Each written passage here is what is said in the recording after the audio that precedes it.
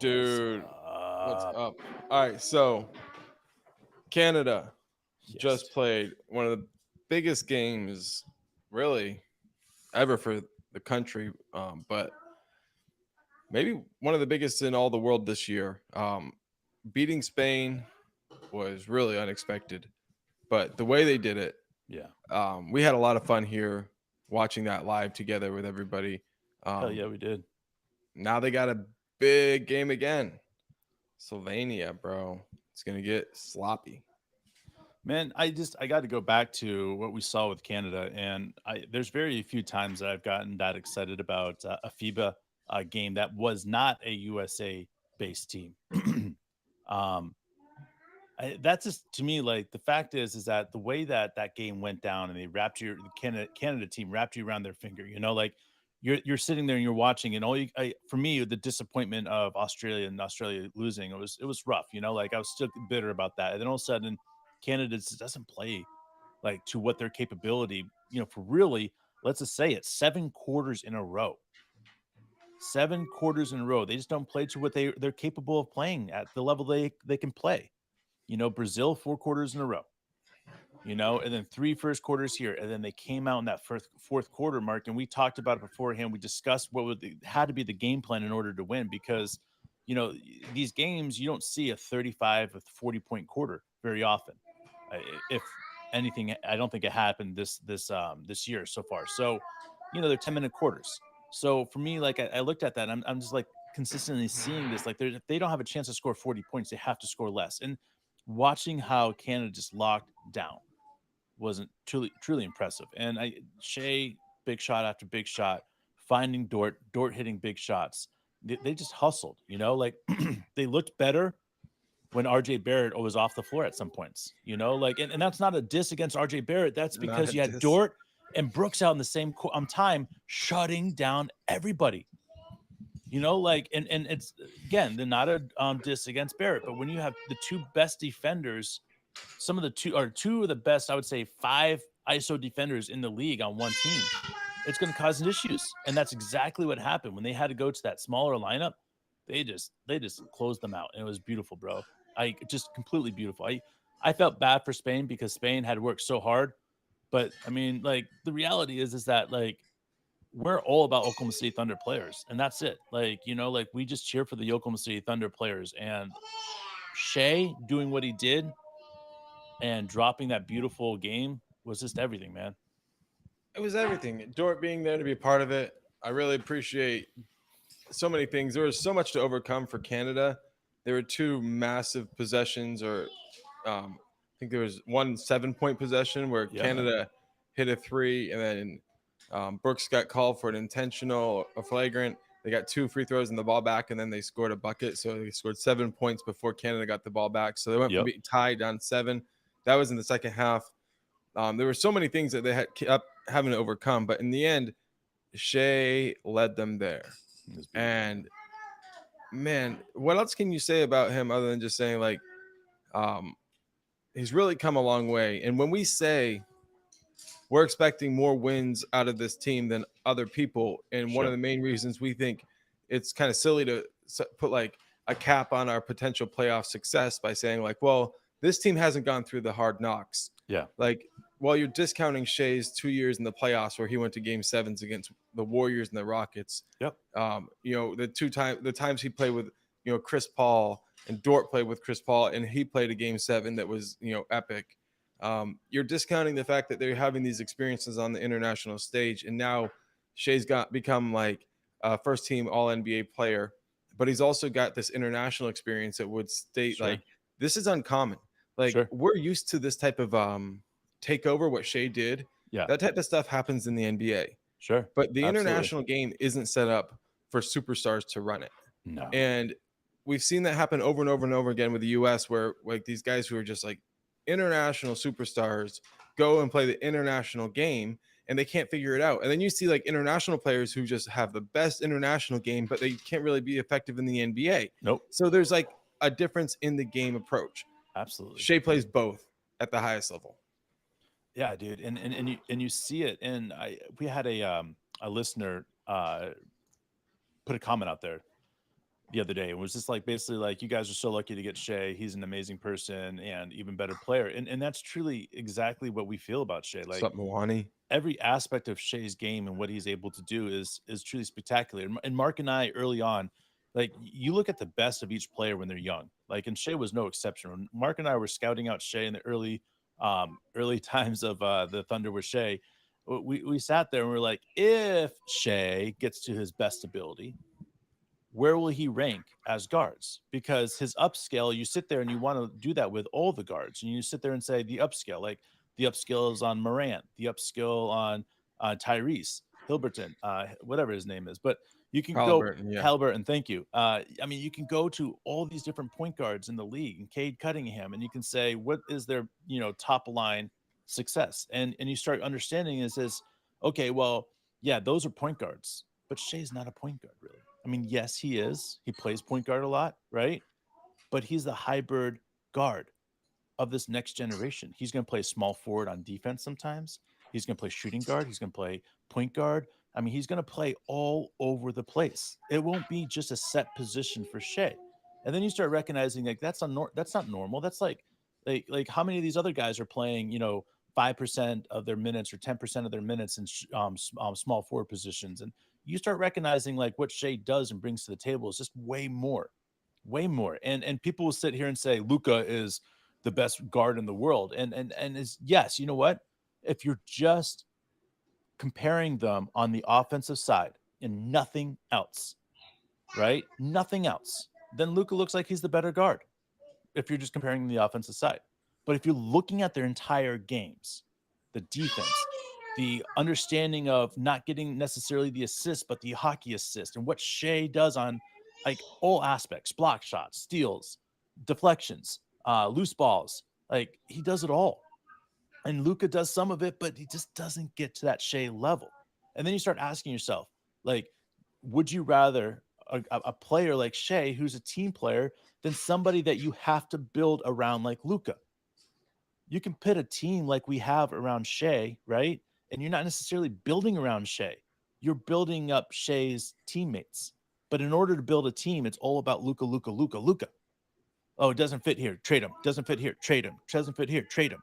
And that's what's happening. And like we're seeing that. So people can say, no, Luka's the better guard. But I strongly disagreed. I think we all George, what's up, are buddy? going to start understanding that this Shea Gilgeous-Alexander is the best guard in the league. And it's going to be quite evident by the end of the year this year.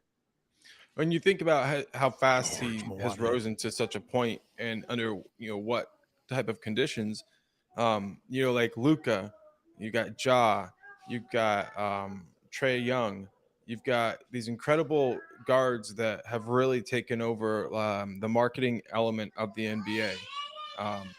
They're the most exciting young players that I can remember since like Vince Carter, Tracy McGrady, Kobe were young. You know what I mean? Like there's been young like generations where like there were single great players or a couple great players.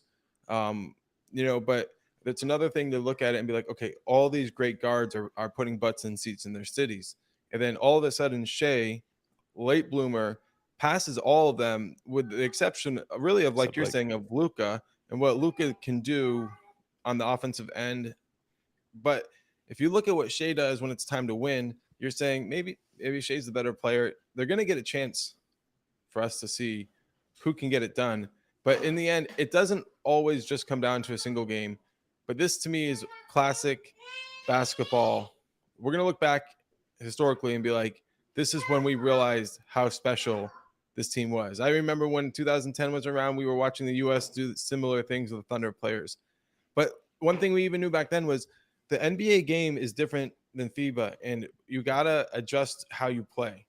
And what we're seeing with Shea, though, is Shea's game works no matter what. Yeah, dude. And I hate comparing our guys to other guards out there, but it's inevitable when they're young. I think a fair assessment, though, and I appreciate Blake, you saying Giddey's going to have a breakout year because a lot of times we get stuck on Shea, we get stuck on J-Dub or Chet, and we love talking about Giddey. He's one of my favorite subjects. Actually, probably my favorite subject. With that hair of his, I'll talk about him all day. And to me, like what Josh brings to the table with his ability to get that ball up the court and fit our system with it like a glove. Like we don't truly understand the concept of what Josh Giddey is going to bring to the table yet.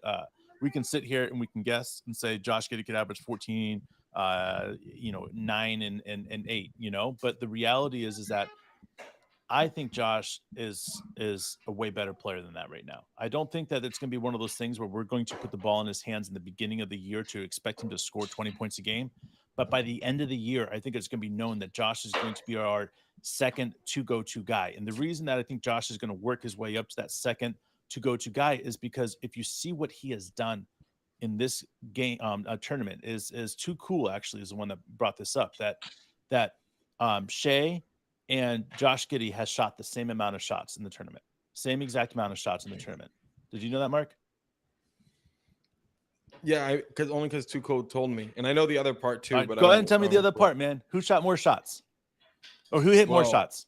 Exactly. Who has a shooting a better percentage? Exactly, and they shot the same amount of shots. So that's Josh Giddey, which is mind blowing. It's mind blowing, but it was by 2 shots. And if you think about that, the efficiency, and we've always talked about it with a J-Dub, Josh and Shea, it's their efficient game changes everything. And now I've seen Josh step it up to almost the same exact efficiency that Shea is at. And if that's the case, then why not give the ball into Josh's hands and the second we come down, especially if they have to put a bigger guy on him?